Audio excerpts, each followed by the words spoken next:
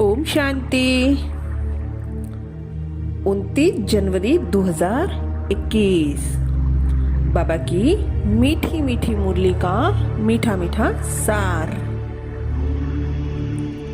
बाबा बोले, मीठे बच्चे, ग्रेट ग्रेट ग्रैंड फादर अर्थात सर्वधर्म पिताओं का भी आदि पिता है प्रजापिता ब्रह्मा, जिनके ऑक्यूपेशन को तुम बच्चे ही जानते हो। ग्रेट ग्रेट ग्रैंड फादर अर्थात सर्वधर्म पिताओं का भी आदि पिता है प्रजापिता ब्रह्मा, जिनके ऑक्यूपेशन को तुम बच्चे ही जानते हो। प्रश्न, कर्मों को श्रेष्ठ बनाने की युक्ति क्या है? कर्मों को श्रेष्ठ बनाने की युक्ति क्या है?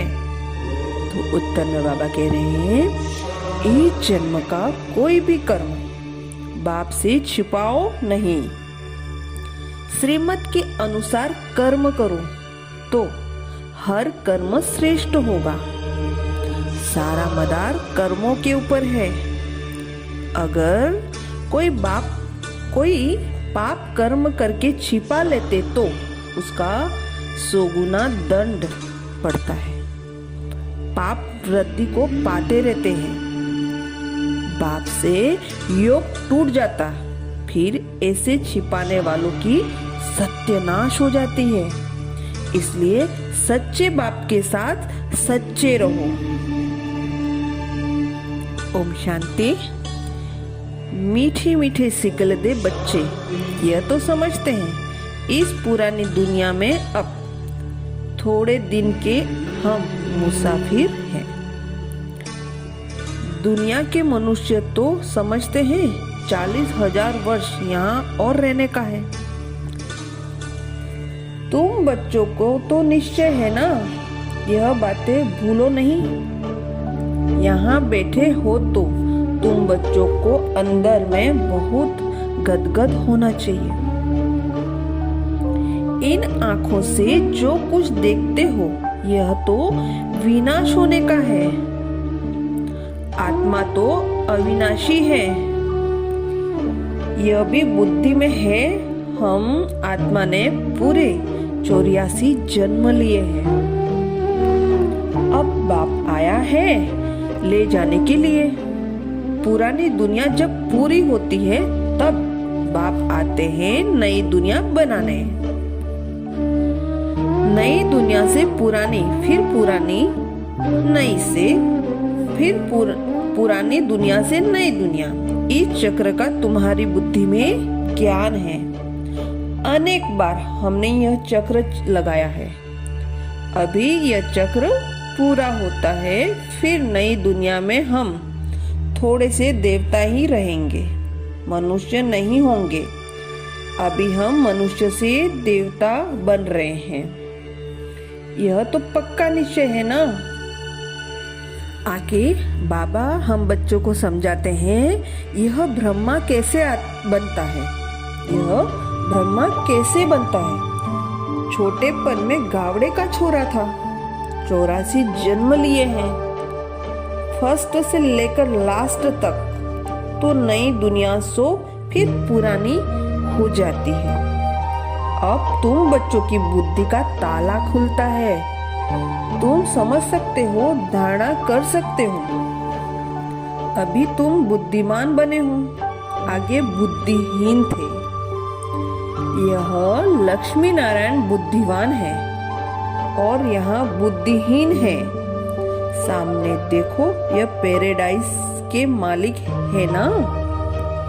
कृष्ण स्वर्ग का मालिक था, फिर गावड़े का छोरा बना।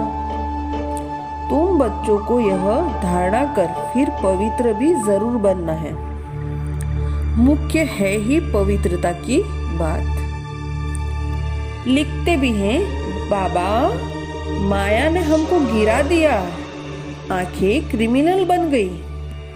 तो बाबा कहते हैं अपने को आत्मा समझो, बस अब तो घर जाना है, बाप को याद करना है। थोड़े टाइम के लिए शरीर निर्वाह के लिए कर्म कर फिर हम चले जाते हैं। इस पुरानी दुनिया के विनाश के लिए लड़ाई भी लगती है। यह भी तुम देखना कैसे लगती है।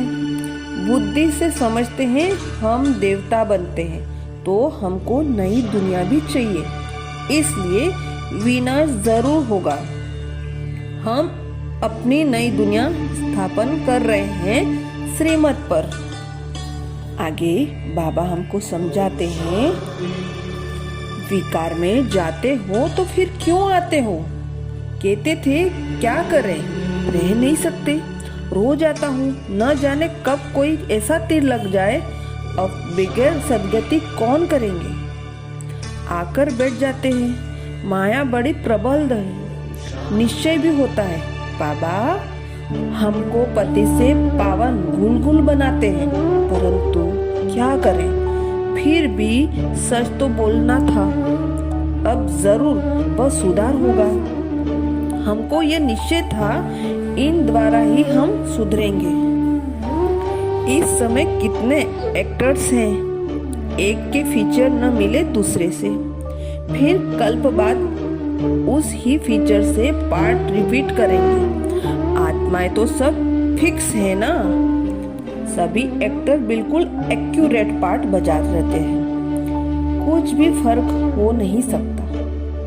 अभी आत्माएं अविनाशी हैं, उनमें पार्ट भी अविनाशी नोधा हुआ है। कितनी समझाने की बात है, कितनी समझाने की बातें हैं, कितना समझते हैं फिर भी भूल जाते हैं, समझा नहीं सकते। यह भी ड्रामा में होना है। हर कल्प रजाई तो स्थापन होती है, सतयुग में आते ही है थोड़े, सो भी नंबरवार। यह भी नंबरवार है ना, एक का पार्ट एक ही जाने, दूसरा कोई जान नहीं सकता। अच्छा, धारणा के लिए मुख्य सार। फर्स्ट पॉइंट है सच्चे बाप के साथ सदा सच्चा रहना है। बाप पर पूरा पूरा बलिहार जाना है। सच्चे बाप के साथ सदा सच्चा रहना है, बाप पर पूरा पूरा बलिहार जाना है। सेकेंड पॉइंट है ज्ञान को धारण कर बुद्धिवान बनना है। अंदर से हड्डी जिगरी खुशी में रहना है।